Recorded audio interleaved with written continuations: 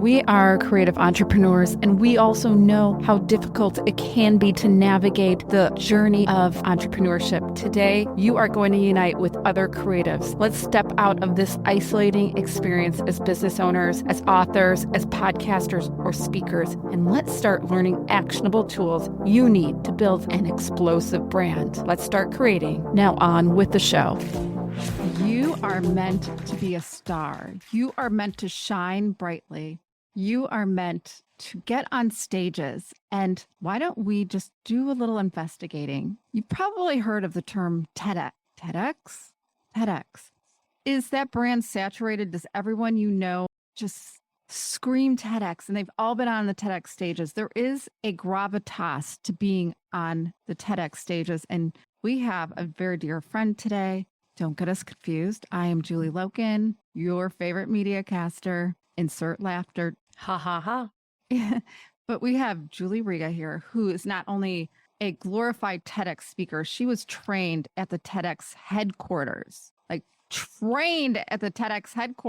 Julie, how can we get on TEDx stages? And tell us a little bit about yourself. I mean, we all know Julie Riga, right? She is the author of Stay on Course. There she is, holding it up. A story about her amazing dad and the lessons learned, Ennio Riga. And she's the founder of Stay on Course Studios. And if you haven't guessed yet, she has a podcast called Stay on Course, Ingredients for Success. Everything's about staying on course. Do we have to stay on course to get on the TEDx stages? Give us your tips. I want actionable tips. What do? We want to talk on TEDx stages. What can we do, Jules?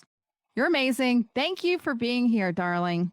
Darling. Hey, thank you so much for having me here today and for the very kind introduction. So how do you get on the TEDx stage? You know, the way I did it is that my company was hosting a TEDx at the company. That was one way. At the company. What company was that? Is there a name to it? Are you allowed to reveal that? I was working for Novartis Pharmaceuticals, and Novartis sponsored a TEDx. And a lot of companies are doing this now. I know Johnson & Johnson does it. There are some other companies that are hosting TEDx events at their locations, but you can also do some Google searching to find local TEDx's that are happening in your areas. Search for TEDx events. And then the application process is that you provide them most likely a 3-minute video, and that you provide them an overview of your talk, and then you find out if you get selected. It is quite competitive to get selected, but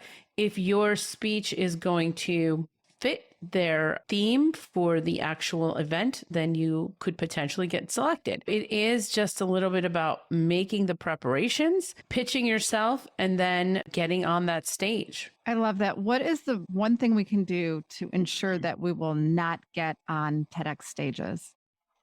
The one thing that to ensure not to get on. Right. Well, I mean, that's just not to apply. You need to apply to get on. Where do we apply? Like how I know there's a TEDx website, but I'm sure millions of people apply to TEDx. Yeah, the other way that I've heard to get onto the TEDx stages is to find the event host and, email them. Email them directly, find them on LinkedIn, or find them their email and email them directly. I mean, at the end of the day, it's always about relationships too. And I'm sure that as long as you have your material ready, that you could potentially get in front of them. I had somebody email me a bunch of information. This gentleman did a lot of information on how to get on some of these stages. And so it's a matter of just like doing the research and doing the Google searching to find out what's going on, checking out their website and looking at their listings of what's coming.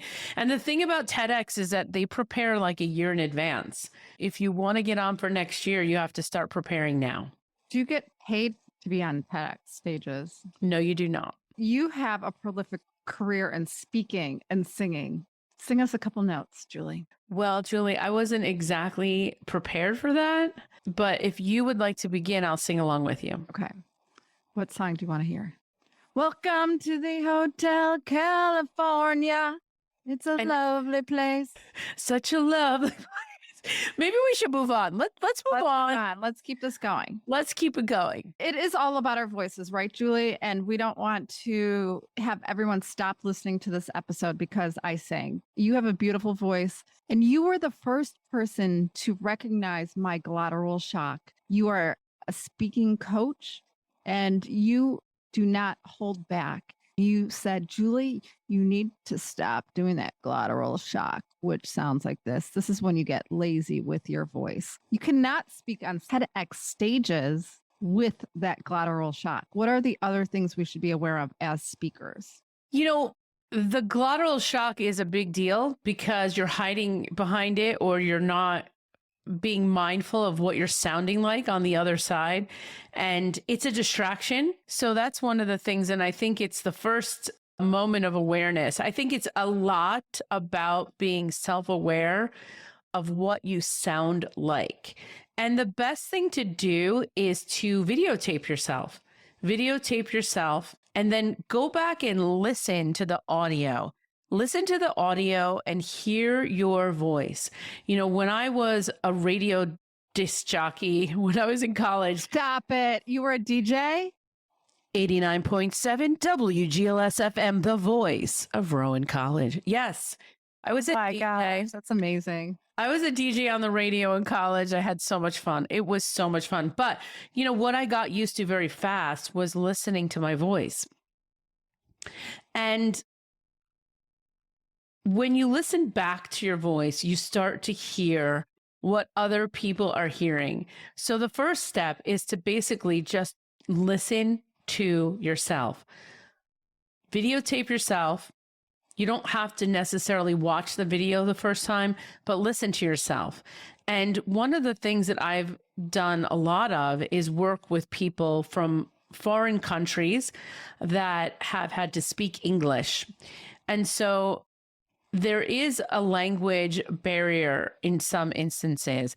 And so even more so, do we need to listen to ourselves? Because if you're speaking English on a regular basis, the English has to come in clear. And so that's something to think about as a foreign speaker.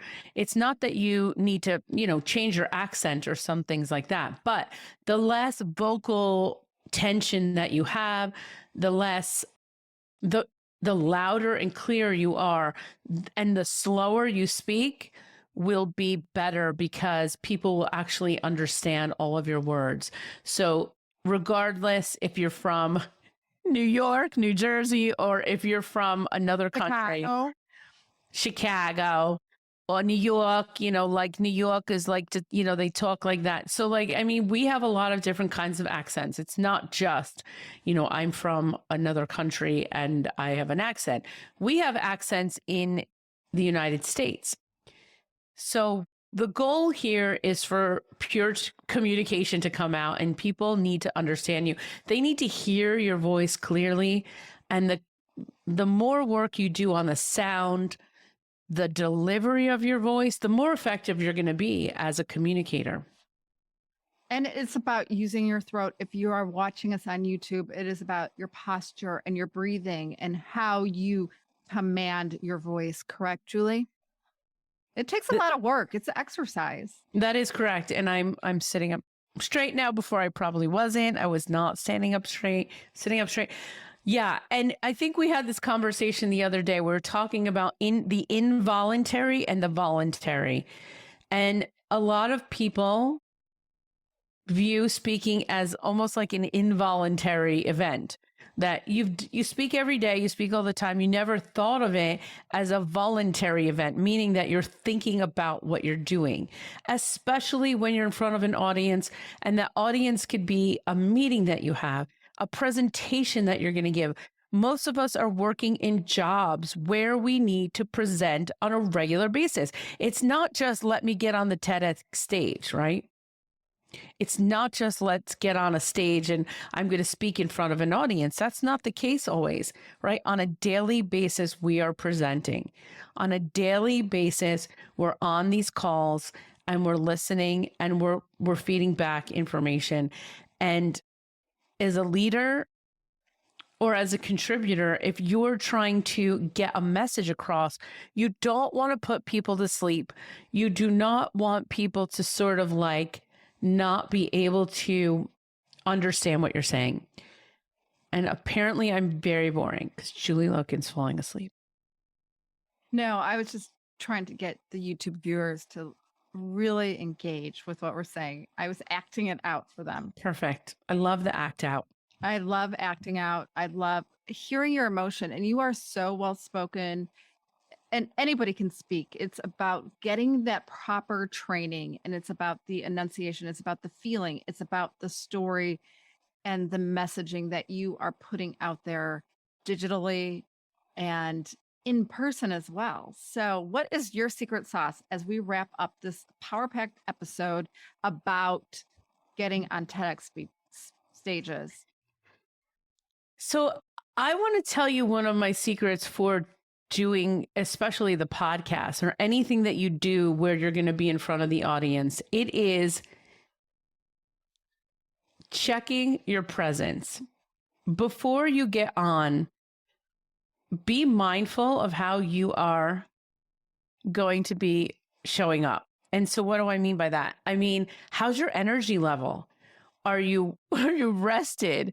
Are you able to block out any distractions that could potentially get you off course? You know? So what I'm trying to say is that about staying on course.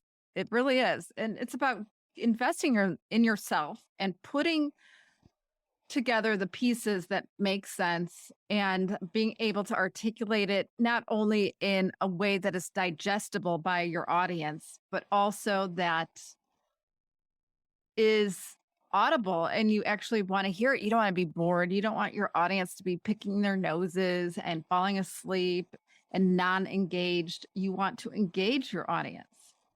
yes, you want your voice to be music to their ears. And when you speak, you want to have a tone that people want to be listening to. I listened to this woman on LinkedIn. She's an audio show. I don't remember her name, but I can tell you she talks like this and she's like this and every other thing is like that. And, and I'm like, oh my God, that can be removed from your voice if you have the right position for your sound to come out. And that takes a little bit of work.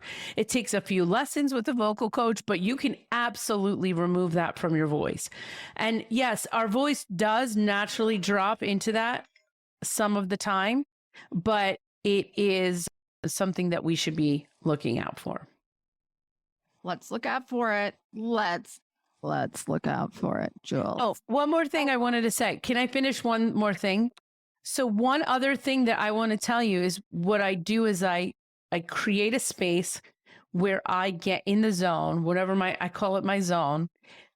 And in that time, I want to raise my energy level up. I want my energy level to be high when I'm about to meet a guest. So when I'm coming on my podcast, I know that my energy level needs to be high because I want my guests' energy to be high. So I come in with the idea that I'm raising up the energy because that energy level is translated onto the podcast. It's like a stamp, right? And then that is heard by your audience. And so you want to make sure your energy level is raised. And I am getting a phone call from my daughter right now. But the point is that that's how we do it. That's how we do it here at the Media Casters, guys. Julie Riga is hosting an event in October. We'll put the link in the bio on how to get on TEDx stages. More golden tips like this. She is my hero and my mentor when it comes to public speaking. So make sure you check out all the show notes about our girl, Julie Riga. And Jules, can you just say it? Let's kick it. Let's kick it. Thanks for having me on, Jules. Let's kick it. Okay, Media Casters, check out our show notes. Don't forget to subscribe and review and get all our freebies. Check out the freebies. Who doesn't love a freebie? I know Julie Another Riga does. episode And of so do Creative I. Entrepreneur Thank you. Podcast with your favorite entrepreneurs, Julie Loken, Lauren Erickson, and Dominic Damaski. Don't forget to follow us, rate, review, and subscribe to the Creative Entrepreneur Podcast. Until we meet again, keep creating.